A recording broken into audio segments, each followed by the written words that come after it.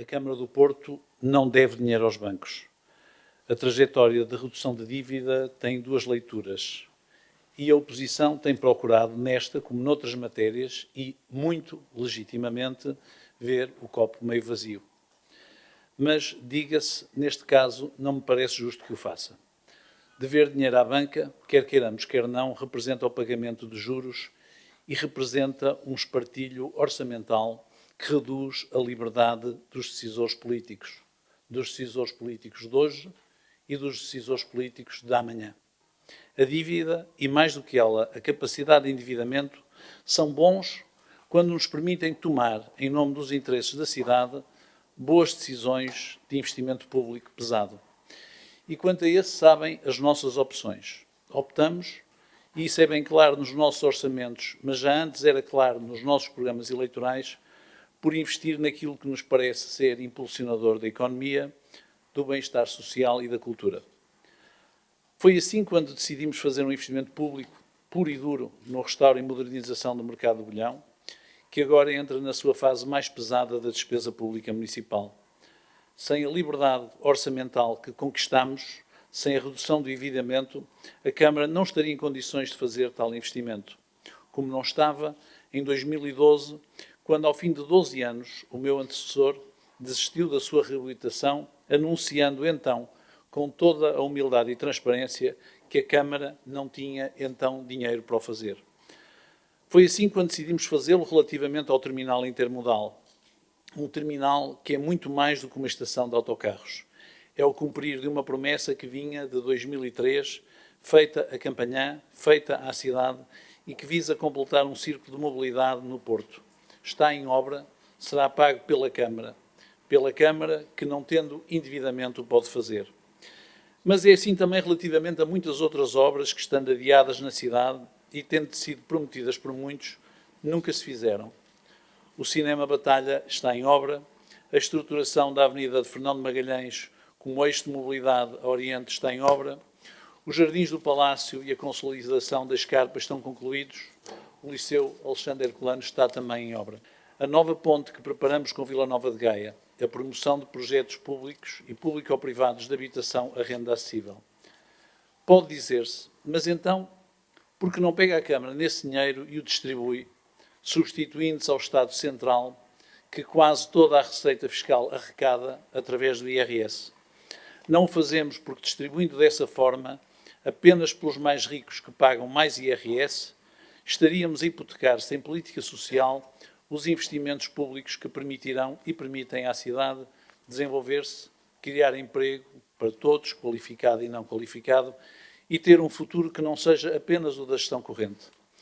A estrutura que criámos no município, o investimento na cultura, na mobilidade, no ambiente, na educação e na habitação, que por vezes a oposição se recusa a ver, mas que é evidente, não é uma estrutura demasiado grande. E a prova que não é que conseguimos hoje, pagando horas a todos os fornecedores, a todos os nossos funcionários, melhorar os níveis de intervenção social, reduzir a dívida até zero e ainda nos sobrar para podermos, com certezas, lançar projetos sem ter medo de os deixarmos na gaveta por falta de dinheiro para os pagar. Isso aconteceu no passado e esse sim é dinheiro perdido, irrecuperável, que foi subtraído aos cidadãos. Por estar a decorrer um encerramento de contas, a síntese financeira da execução orçamental e da atividade financeira do município que aqui apresento deve ser entendida, como sempre, como previsional. A taxa de execução orçamental da receita atingiu 117,1% e a taxa de utilização do orçamento 83,2%. A receita cobrada no valor de 337 milhões de euros foi superior em 23,4 milhões de euros ao verificado em 2018, o que representa um acréscimo de 7,5%. As receitas correntes aumentam 22,5 milhões de euros pelo efeito das receitas fiscais, dos rendimentos de propriedade e das transferências correntes, o desdobramento tem em vossa posse e escuso-me a ler, conjugado pela redução de vendas de bens e serviços, 177.400 euros, e das outras despesas correntes, 175,8 mil euros. No que respeita aos impostos diretos, com aumento de 16,7 milhões de euros, registou-se a cobrança de mais 13,9 milhões de euros da derrama, de mais 4,6 milhões de euros do IMT e de mais 115,9 mil euros do IUC. A cobrança do IMI decresceu 1,7 milhões de euros. No tocante à derrama e de acordo com informações da autoridade tributária, 10,6 milhões de euros respeitam ao exercício de 2010 e estão relacionados com uma correção ao IRC na sequência de um processo de execução fiscal a uma entidade bancária. Nos impostos indiretos verificou-se um decréscimo de 2,5 milhões de euros, justificado fundamentalmente pela redução das receitas proveniente de loteamentos e obras. Nas taxas, multas e outras penalidades, há um aumento de 7,9 milhões de euros, que se deve essencialmente à cobrança da taxa turística, que foi de 15,4 milhões de euros. Globalmente, o crescimento de 23,4 milhões de euros na receita é resultado da variação positiva das despesas correntes, das receitas de capital e das reposições não abatidas ao pagamento, conjugadas com a variação negativa do saldo de gerência, de menos 2,7 milhões de euros. A execução do orçamento da despesa é de 83,2, sendo que a despesa total registra um acréscimo de 11,4 milhões de euros.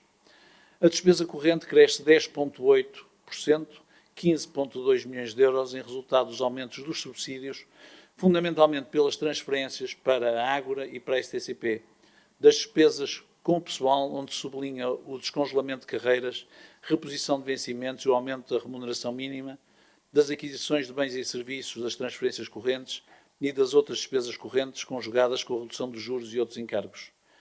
As despesas de capital decrescem 3,8 milhões de euros. Esse crescimo é resultado da redução dos passivos financeiros, menos 11,8 milhões de euros, em consequência da amortização antecipada de empréstimos bancários conjugado com o aumento das aquisições de bens de capital, 8,8 milhões de euros, essencialmente pelo exercício do direito de preferência e do investimento realizado através de empresas municipais. Em dezembro, o município tinha a receber de terceiros 17,8 milhões de euros e a pagar 1,1 milhões de euros, resultando assim um saldo positivo de terceiros de 16,6 milhões de euros, que compara com o saldo igualmente positivo de 17 milhões de euros no último ano. O prazo médio de fornecedores, reportado a dezembro, situar-se-á próximo de 7 dias. A dívida bancária de médio e longo prazo, no valor de 12,8 milhões de euros, foi totalmente amortizada. No âmbito das empresas municipais, registra-se a dívida bancária da Porto, Vivo, SRU, agora municipal, num montante de 10,8 milhões de euros. Apesar de estarmos perante dados provisórios, é possível concluir que na apresentação de contas de 2019, o município do Porto mostrará um reduzido prazo médio de pagamento, uma dívida a fornecedores muito baixa, uma dívida bancária de médio e longo prazo nula, em benefício das contas do município, dos munícipes e, não menos importante, dos agentes económicos. Estes resultados espelham um rigoroso e prudente processo de elaboração de orçamento e de gestão orçamental, bem como um cuidado permanente com a afetação de recursos à prossecução dos objetivos políticos. Muito obrigado.